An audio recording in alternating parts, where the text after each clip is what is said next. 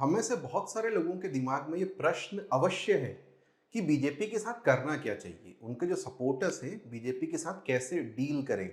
और अभी जो रिजल्ट आए हैं, चुनावों के परिणाम आए हैं, उसके बाद ये दुविधा कई लोगों के मन में काफ़ी बढ़ भी गई है, क्योंकि बहुत सारे विरोधाभासी स्टेटमेंट भी आ रहे हैं संघ परिवार के अंदर से ही, भाजपा के अंदर से ही, कि हमारी ये गलती थी या ये करना चाहिए था, ये नहीं किया, ऐसा संभवतः ज़्यादा अच्छा होता, ऐसी बातें आ रही है।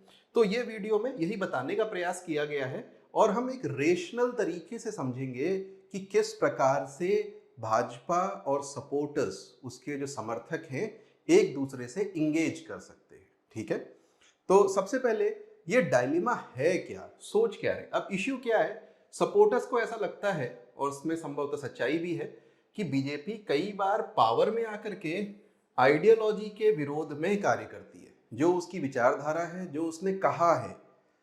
यहां तक कि जो विपक्ष में वो कहती है, वही बात आप देखेंगे जब वो आ जाती है पावर में तो कुछ अलग करने लगती है, जिससे उनको लगता है कि ये क्या हुआ, कहीं हम ठग तो नहीं गए।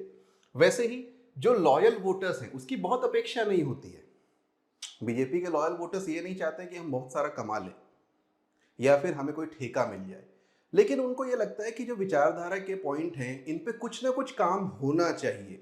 लेकिन उन अपेक्षाओं को वो सुनती नहीं है। इनफैक्ट कल तक जो लोग बीजेपी की विचारधारा के विरोध में बोल रहे होते हैं, उनको ही कई बार चुनाव में खड़ा कर देती है, बोलती करो प्रचार इनका। इसी प्रकार से कुछ और इश्यूज हैं जिन पर कोई काम नहीं किया गया, कोर इश्यूज हैं। उदाहरण के लिए एजुकेशन ले लीजिए, एनसीईआरटी, आप न्यू एजुकेशन पॉलिसी ले आए, नेशनल एजुकेशन पॉलिसी 2020, लेकिन एनसीईआरटी की पुस्तकें तो वही है, तो उसमें विचारधारा के स्तर पे क्या काम हो रहा है। इसी प्रकार से अब प्रश्न ये आता है कि जब ये सारी चीजें हैं, तो बार बार हर चुनाव में वोट दे करके, फ्री में प्रचार करके, आखिर समर्थकों को मिलेगा क्या, क्यों करें। अपना फायदा नहीं है, विचारधारा का फायदा नहीं है, तो किस आधार पे समर्थक उनका समर्थन करें। यह प्रश्न बहुत से लोगों के मन में है, केवल मेरे नहीं, बहुत, मतलब मैंने जितने लोगों से बात करी। अब यहाँ पे जो हमको इसमें हेल्प करेगा रेशनली करने के लिए, उसको कहा जाता है प्रिजनर्स डायलिमा। बहुत ही क्लासिक केस है गेम थ्योरी के अंदर में। गेम थ्योरी के ऊपर में नोबेल प्राइज भी दिया जा चुका है इकोनॉमिक्स का। तो ये बहुत इंपॉर्टेंट एक तरीका है जिससे हम डिसीजन मेकिंग करते हैं। वो कैसे भी डिसीजन हो सकते हैं, जैसे उदाहरण के लिए अगर दो रूममेट्स हैं, तो दो रूममेट आपस में किस तरीके से व्यवहार करेंगे, पति पत्नी के आपस में कैसे व्यवहार होने चाहिए, ऑफिस में, या दो राष्ट्रों के बीच में क्या होना चाहिए। और वही चीज हम बीजेपी और उनके समर्थकों के बीच में किस तरह की रिलेशनशिप होनी चाहिए, कैसे डील करना चाहिए, ट्राई करते हैं समझने की गेम थ्योरी से, स्पेसिफिकली प्रिजनर्स डायलिमा से। तो प्रिजनर्स डायलिमा है क्या। दो लोग हैं, मैरी और पीटर, कोई भी दो लोग ले लीजिए, दो पार्टीज हैं, दो देश हैं, बीजेपी और समर्थक हैं, ऐसे। अब यहां पे उनके पास में दो डिसीजंस हैं, दोनों के पास में, दोनों को अलग अलग बिठाया गया है। मान लीजिए कमरा है, एक तरफ एक व्यक्ति बैठा है, दूसरी तरफ दूसरा व्यक्ति बैठा है, और दोनों से ना पुलिस वाले पूछताछ कर रहे हैं, इसलिए इसको प्रिजनर्स डायलिमा कहा जाता है। अब पुलिस वालों ने पूछताछ करी, तो उनके पास में एक मौका ये है कि वो डिफेक्ट कर जाए। डिफेक्ट कर जाए मतलब दूसरे के अगेंस्ट में बयान दे दें। ठीक है, दूसरे के अगेंस्ट में बयान देने से उनको क्या मिलता है, 1। लेकिन तब जब दूसरा व्यक्ति भी डिफेक्ट कर जाए, अगर दोनों ही व्यक्ति डिफेक्ट कर जाए तो दोनों को कुछ कुछ फायदा हो सकता है। पुलिस वाले दोनों के लिए थोड़ी लीनियंसी रखेंगे, एक एक पॉइंट दोनों को दे दिया गया। मान लीजिए एक डिफेक्ट करता है और दूसरा कोऑपरेट कर रहा है। यहां पे क्या हो रहा है कि पीटर, इसने डिफेक्ट कर लिया, मैरी ने कोऑपरेट किया, तो मैरी के हैं 0 पॉइंट्स, और जिसने डिफेक्ट किया उसको मिल गए 3 पॉइंट्स। ठीक है, ये तात्कालिक लाभ है कि एक बार के लिए मैं बस अभी इस बार तहलका मचा दूंगा, अगली बार के लिए देख लिया जाएगा। ये शॉर्ट टर्म की रणनीति हो सकती है। वैसे ही उसका अपोजिट यहां पे, अगर डिफेक्ट करने वाला दूसरा है तो उसके 3 पॉइंट्स, और ये बेस्ट स्ट्रैटेजी है कि दोनों कोऑपरेट करें, दोनों को 2-2 पॉइंट मिल रहे हैं, धीरे धीरे चीजें आगे बढ़ रही हैं। ठीक है, डिफेक्ट करने पे एवरेज कितना, 1.5 पॉइंट है, यहाँ पे एवरेज 2 पॉइंट है। अगर आप वैसे भी देखोगे तो ये ज्यादा श्योर शॉट ग्रोथ का तरीका है, और यही चीज बीजेपी और सपोर्टर्स के बीच में भी समझी जा सकती है। बीजेपी सपोर्टर्स के अनुसार चले और सपोर्टर्स बीजेपी को सपोर्ट करें, वोट दे करके, प्रचार करके, जैसे भी।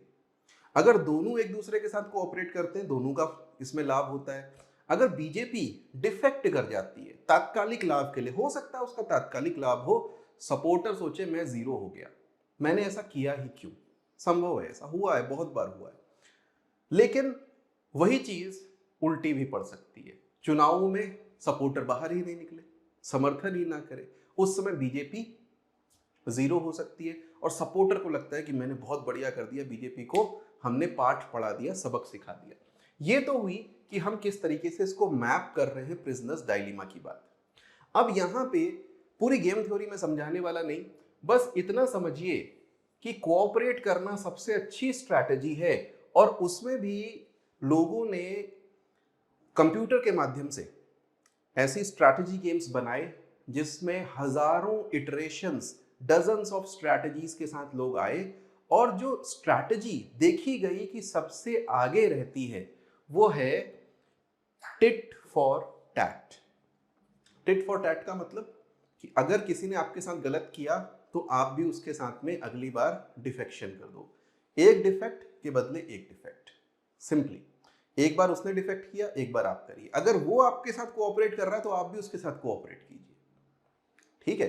And that is a simple but very effective strategy. इसके ऊपर में बहुत सारे वीडियोस आपको यूट्यूब पे भी मिल जाएंगे, बहुत अच्छे अच्छे वीडियोस हैं।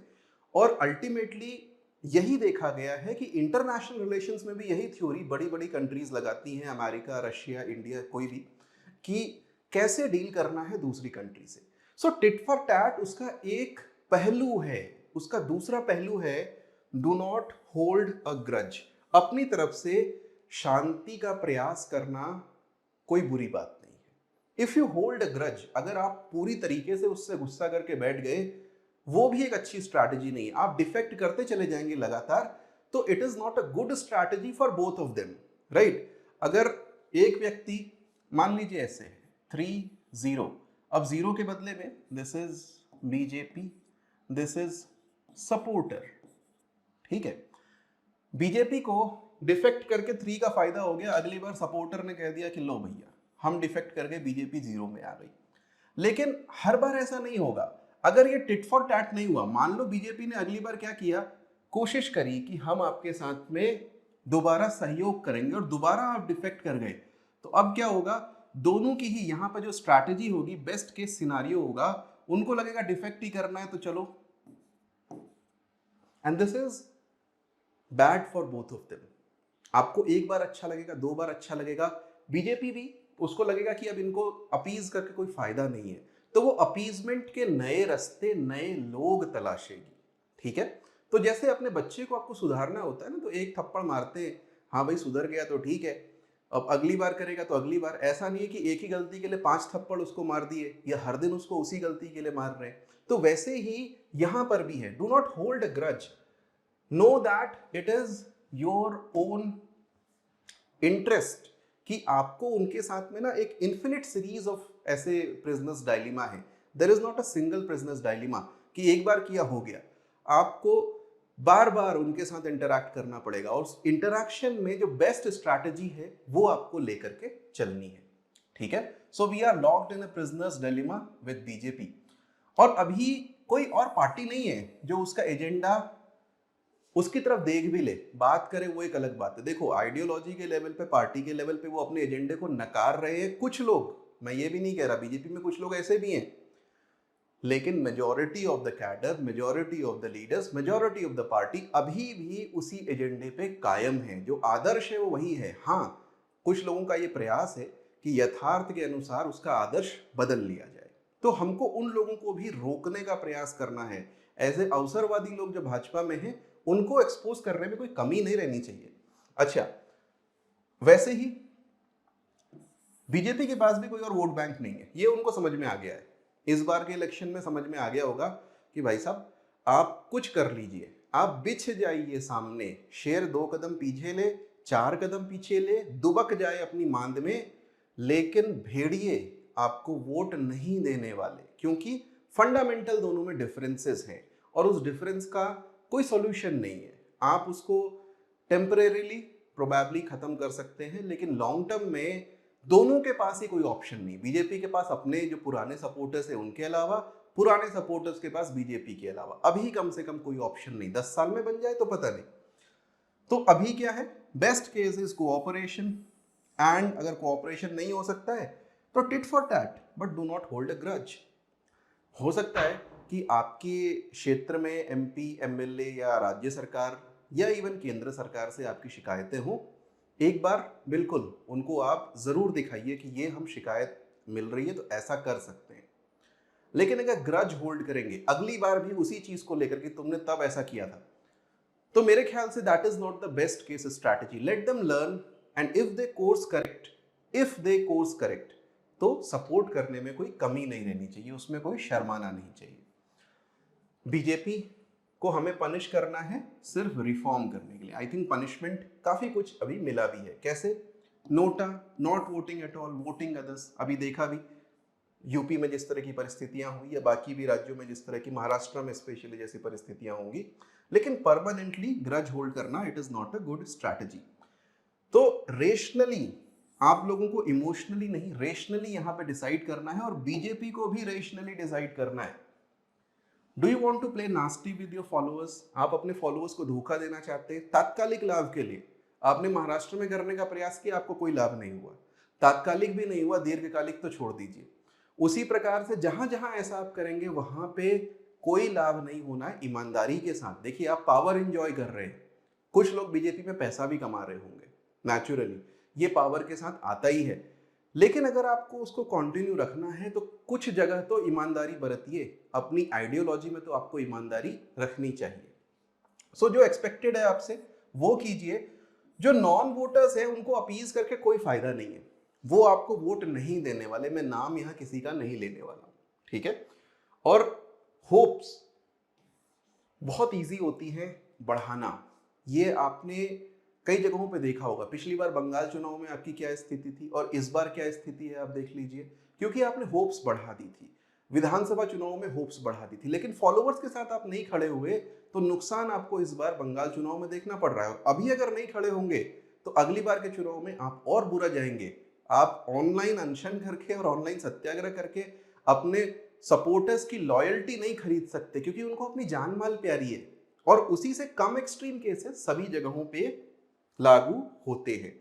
तो आपको कम्युनिकेट भी करना चाहिए। कि बहुत अच्छा एग्जाम्पल कम्युनिकेशन का था जब आपने डीमोनेटाइजेशन किया, गवर्नमेंट के लेवल पे आपने बहुत अच्छा कम्युनिकेट किया और बीजेपी को फायदा हुआ उसका, लोगों को नुकसान हुआ होगा। 2017 में आप बीजेपी की सीट्स देखिए। उसी तरीके से देखो, गलती भी होती है ना, तो कम्युनिकेट करने में गलती आपको शर्माना नहीं चाहिए। जब आपने किसान बिल वापस लेते हुए कह दिया कि मेरी तपस्या में कोई कमी रह गई होगी, तो अभी भी तो कह सकते हैं कि साहब मेरी तपस्या में कोई कमी रह गई होगी कि 400 पार नहीं हुए। अभी भी आप कम्युनिकेट कीजिए, इफेक्टिवली कम्युनिकेट कीजिए, specially if you are a very good communicator, and you are. और मैं इस बात को मानता हूं कि अभी भी अगर आप ढंग से कम्युनिकेट करें, सिंसियरली अपने आप को अप्लाई करें, बीजेपी का वोटर अगली बार बहुत बड़ी संख्या में बाहर आके आपको बहुत बड़ा मैंडेट दे सकता है। 400 पार आपको डेफिनेटली करा सकता है। Thank you very much. I'll see you again. Bye-bye.